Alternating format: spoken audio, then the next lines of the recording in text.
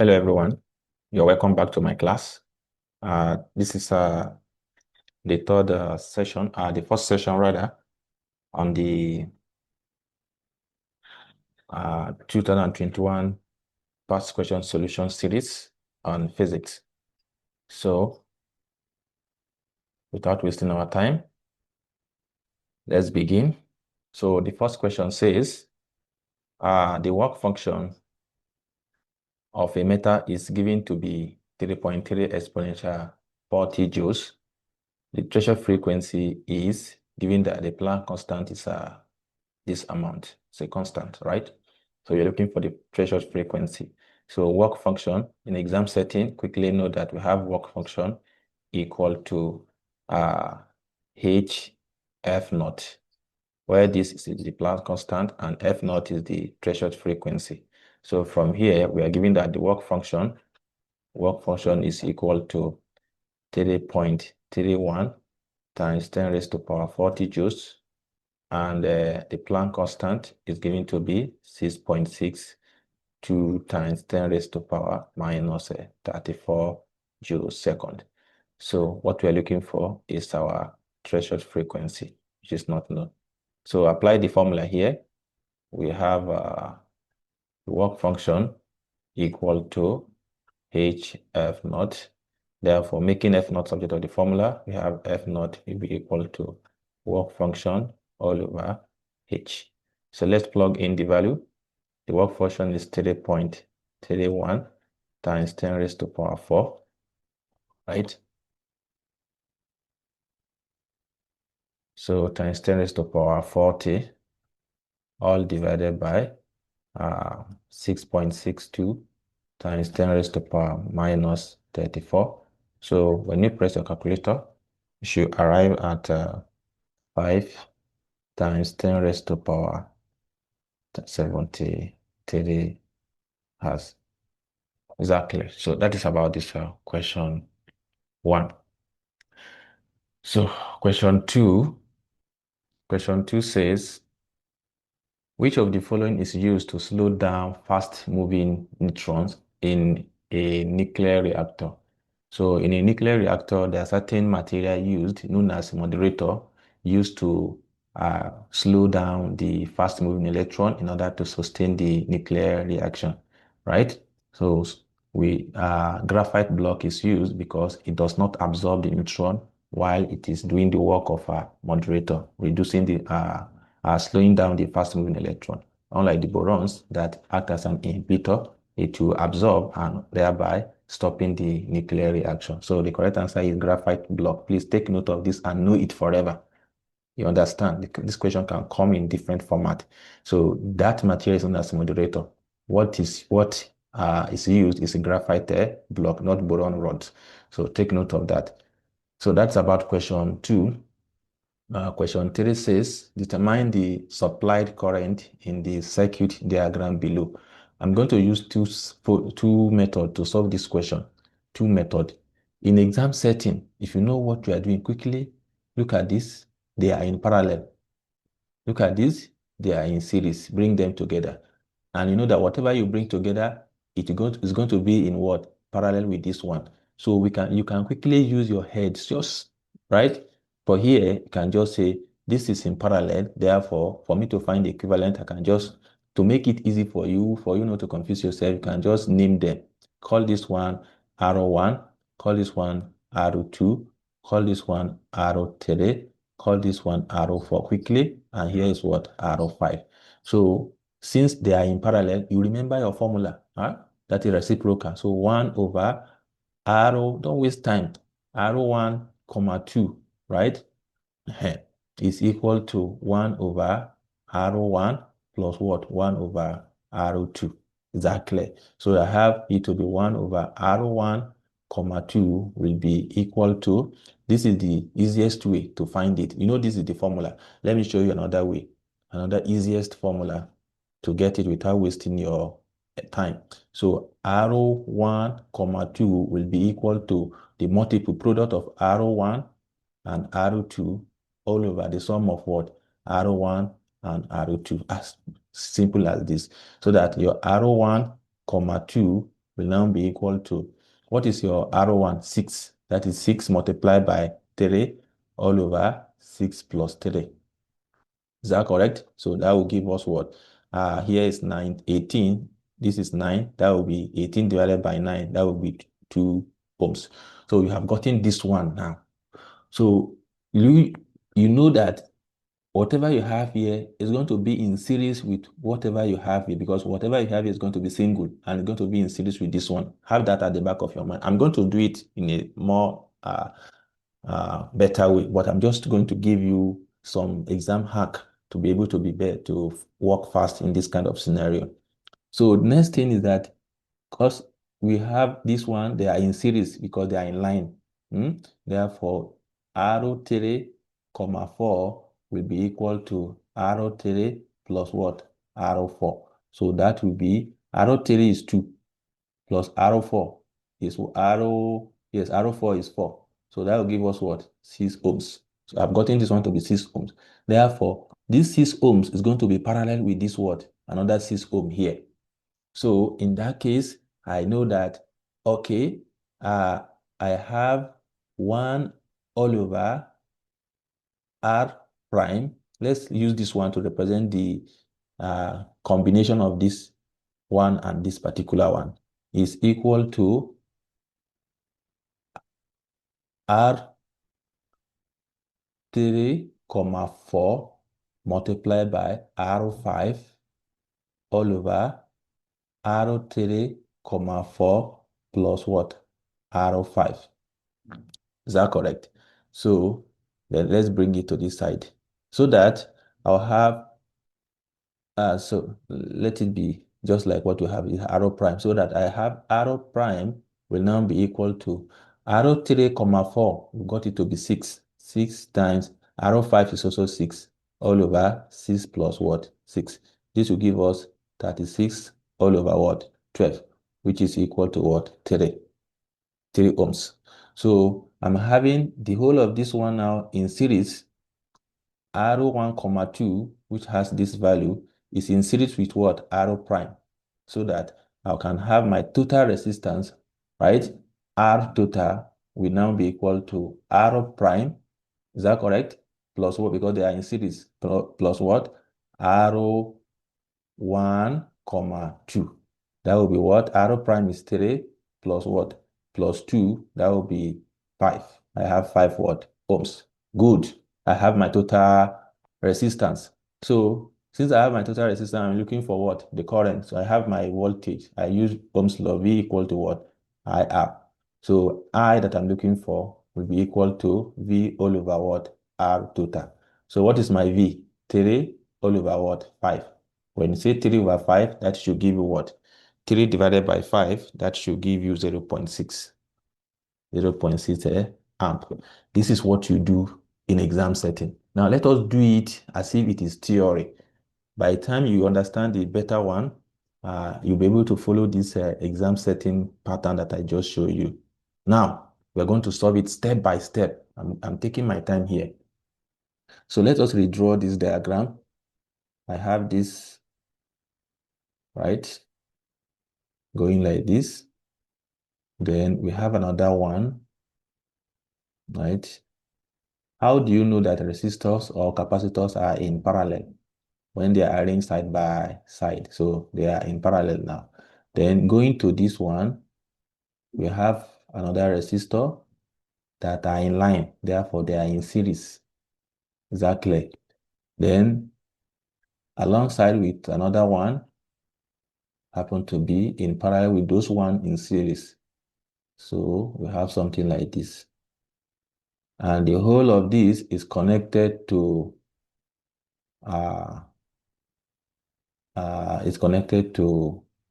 this cell having 3 volts. Then we are looking for the current I. That is what we are looking for. So I said we should name this one as your R1, and it has a value of what? 6 ohms. This one, call it R2, it has value of 3 ohms. Call this one R3, it has value of 2 ohms. R4, value of 4 ohms. And here is R5, value of what? of 6 ohms. 6 ohms. Good. I said what you should go after first is those either in series or in parallel. Make them to be single, or they call it equivalent. Find their total. Find their total. When they are in series, the total is just addition. When they are in parallel, we find the reciprocal. So we can just say let the total resistance of R1 and R2 be R1, 2, right? R1, 2. We said using this formula here, you can say, okay, this implies R1, 2, the formula we turn to R1 multiplied by R2 all over R1 plus what? R2. Is that clear? Okay, so that from here, I can have my R1, 2 to be equal to, what is the value of R1? 6, right? 6 multiplied by 3, R2, then all over 6 plus what? Plus 3. So that my R1, 2 will be equal to 18 all over what? 9, which is equal to what? 2 ohms. So the whole of this here has become 1. So I'll do the same thing to this particular one that is in a series. I'll call it the total or the equivalent resistance for resistor R03 and R04. I'll call it R03, 4. So that will be equal to, since they are in series, it will be R03 plus what? R04. So that will give us R03, which is 2, plus what? R04, which is 4. That says imply that we have our equivalent resistance of resistor 3 and resistor 4 to be 6 ohms. Is that understood? So having done this, what will happen to my new circuit? My new circuit will now resemble something like this. My new circuit will now become something like this.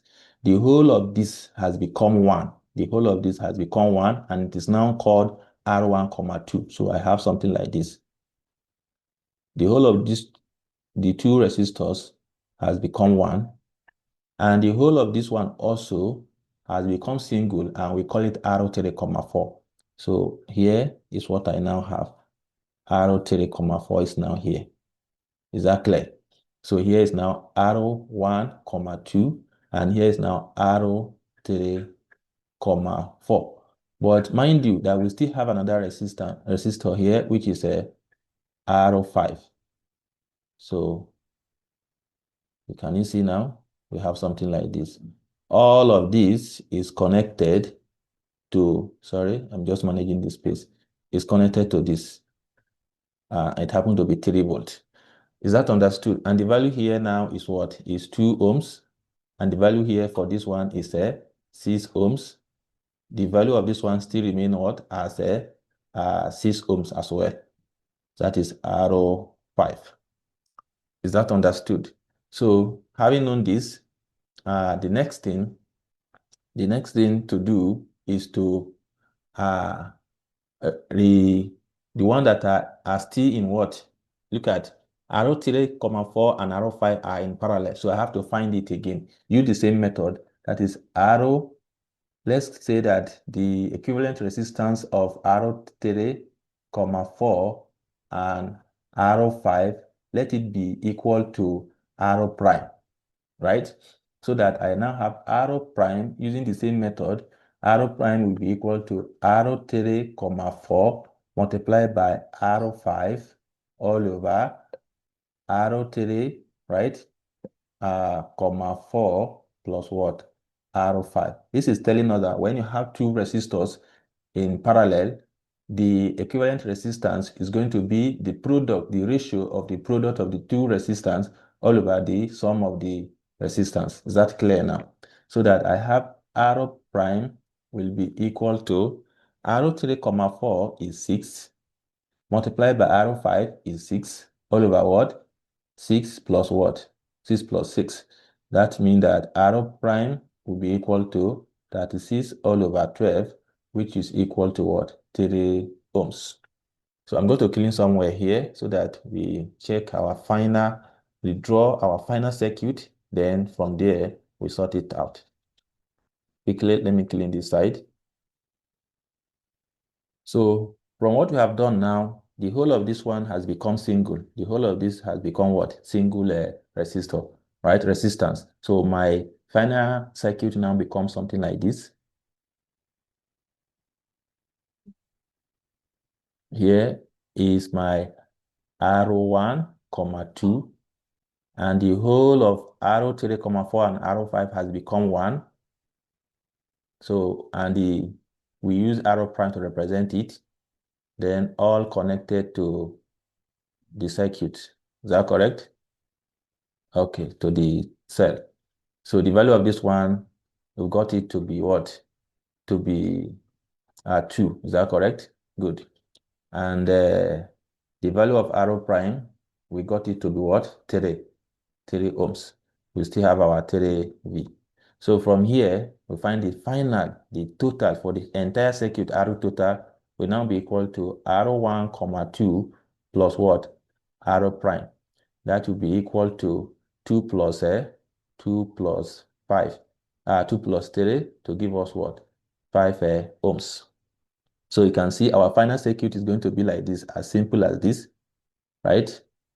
As simple as this, involving just the voltage, the current. So now become R total, which is what? 5 ohms. Then we have our 3 volt. We are looking for the current I. Is that understood? As simple as this. Then from there, we can now say that using what? Ohm's law, that is V equal to what? IR. What is our I? I is equal to V all over R. That will be V is 3 all over R, which is 5. When you divide 3 by 5, that will give us a 0.6 amp. You can see I still have the same answer, but a different approach. But this approach I use, the last one, is for theory. The first one, since what you are sitting for in JAMB is objective, that is why I quickly use that first exam strategy idea for you. Is that understood? Please, if there's anything you don't understand at all, please go back to the video and watch it. Trust me, you're going to understand it. So let's move to the next question, which is question 4. Question 4 says, which of the following is not correct for an AC alternate circuit in a state of resonance? In a state of resonance in AC, the following happen. The impedance is equal to the resistance, right? To the resistance of the resistor. And the power factor is equal to what? 1. That is given that theta is equal to what? 0 degree. And the voltage across the inductor equal to the voltage across the capacitance. That is going to be correct. Only this one that is missing. Are we together? So also even the impedance, another factor, that another thing that occurs during a resonance is that the capacitive capacitive reactance is equal to inductive reactance. This is another one, in case another question come up with something like this. So that is about this question. So the only thing that is not correct is option D, given that theta is 90 degree. Is that clear? So moving on to the next question, which is question 5. Question 5 says, a body of mass 2 kg and density of 5,000 kilogram per meter cube is fully immersed in water. The upthrust experienced by the body is, so you're looking for the upthrust experienced by the body. Just know this fact that upthrust, right? Upthrust is dependent. It's a dependent. The value of upthrust depends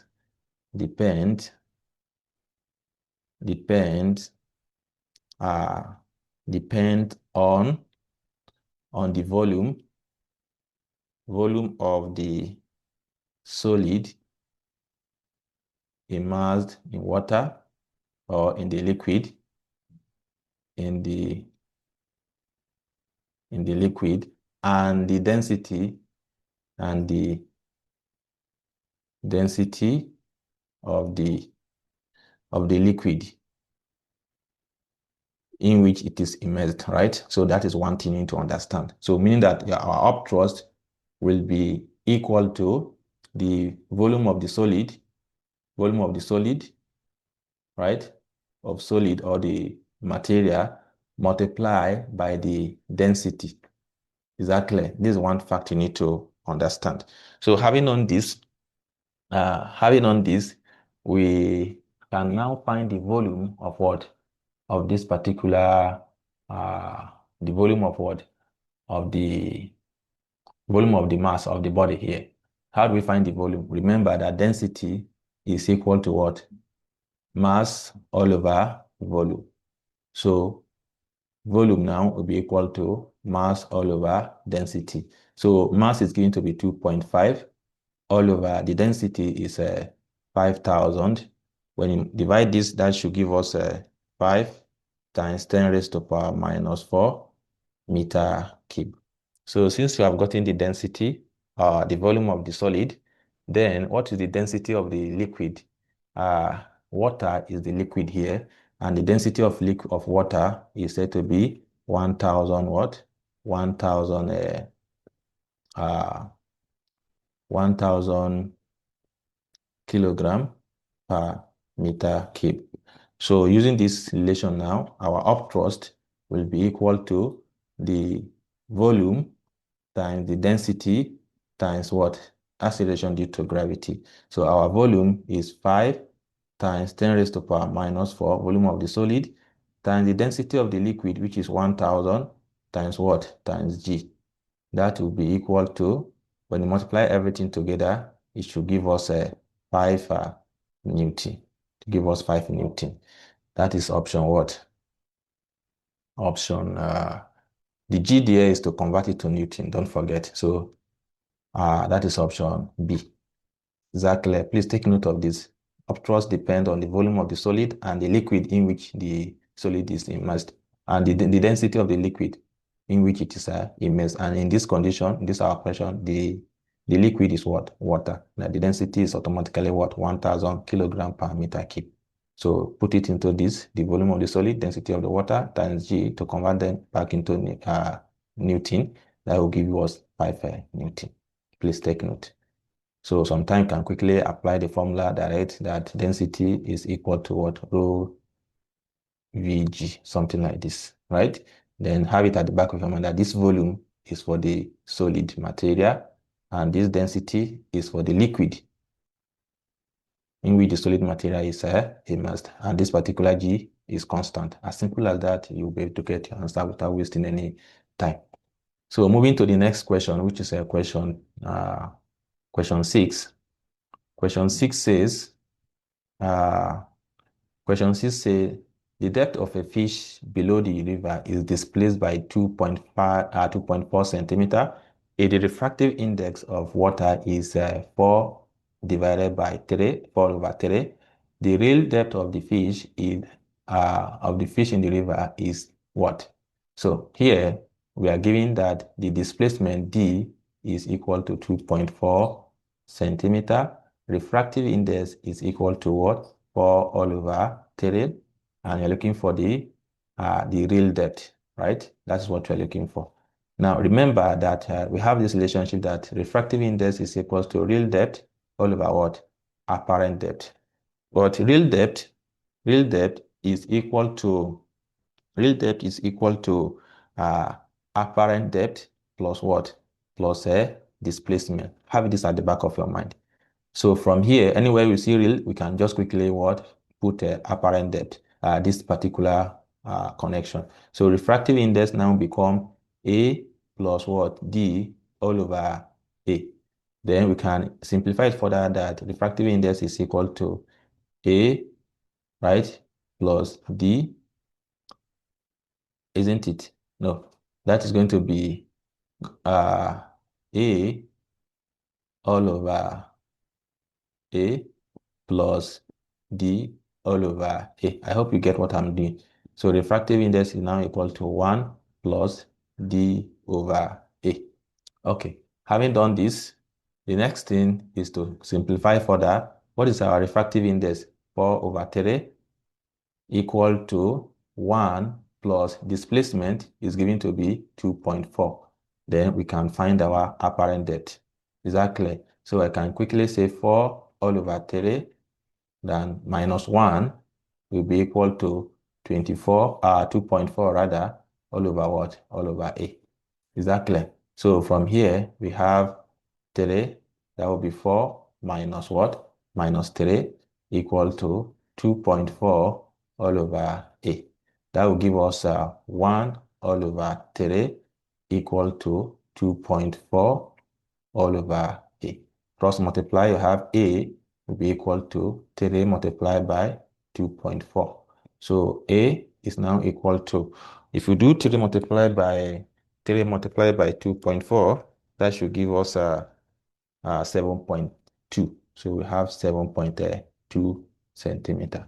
What we are looking for is real depth, not apparent. Therefore, real depth, which is equal to A plus displacement, will now be equal to 7.2 plus displacement, which is 2.4, to give us what? To give us a 2.4, right? To give us a 9.6.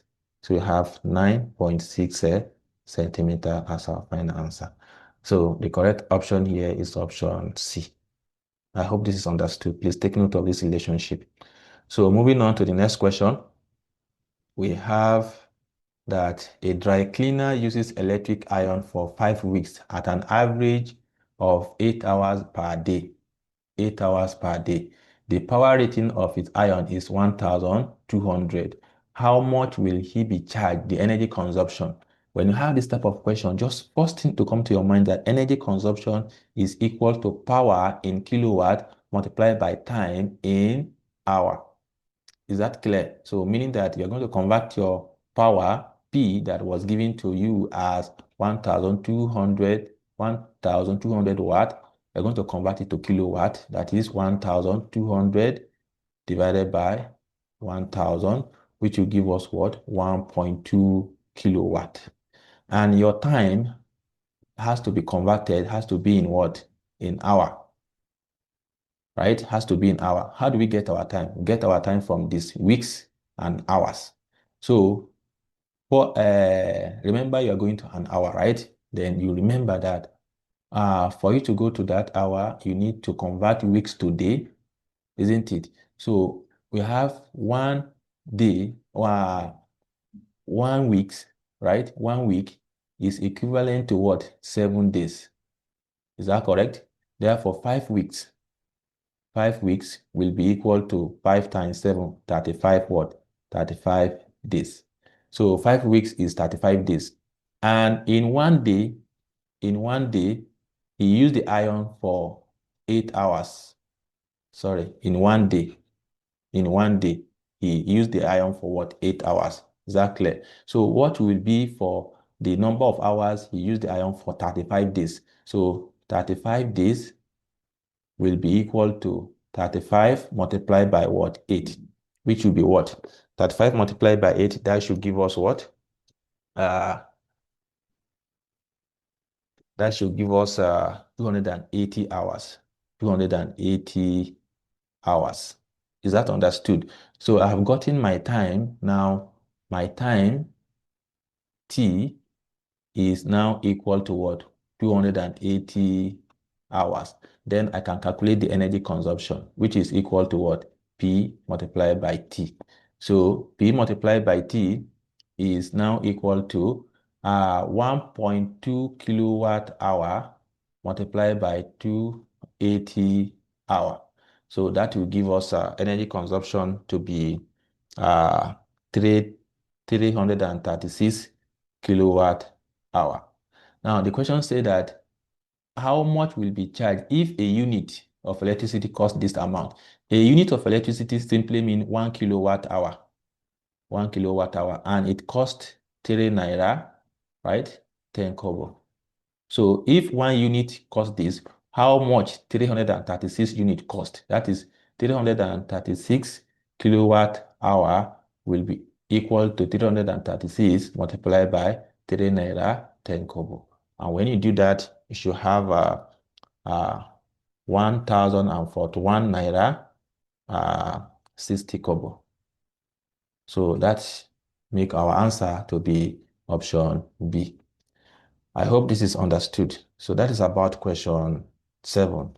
Question 8 said the silvered wall inside the vacuum flask is to prevent heat loss by radiation, right?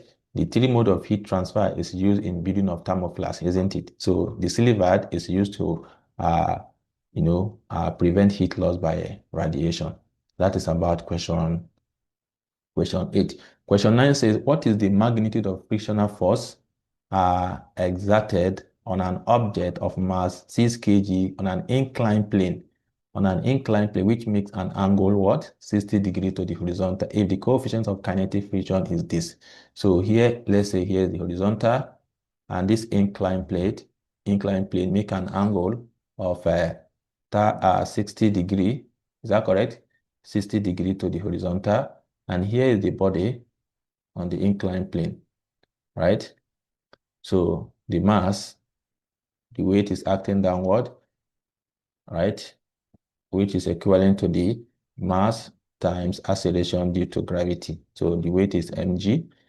Then the component of this body, I have done a comprehensive solution and explanation of this particular question on my channel. Please watch it and understand better. Is mg sine theta, and the component perpendicular to the plane here is normal reaction R, which is equal to mg cos theta. Is that clear? So now what you are given is the coefficient of kinetic friction, meaning that the body is experiencing kinetic friction. So the coefficient of kinetic friction is given to be what? 0.3. So that shows that we are going to use this formula, mu k equal to F prime, meaning that the kinetic frictional force all over what? The normal reaction.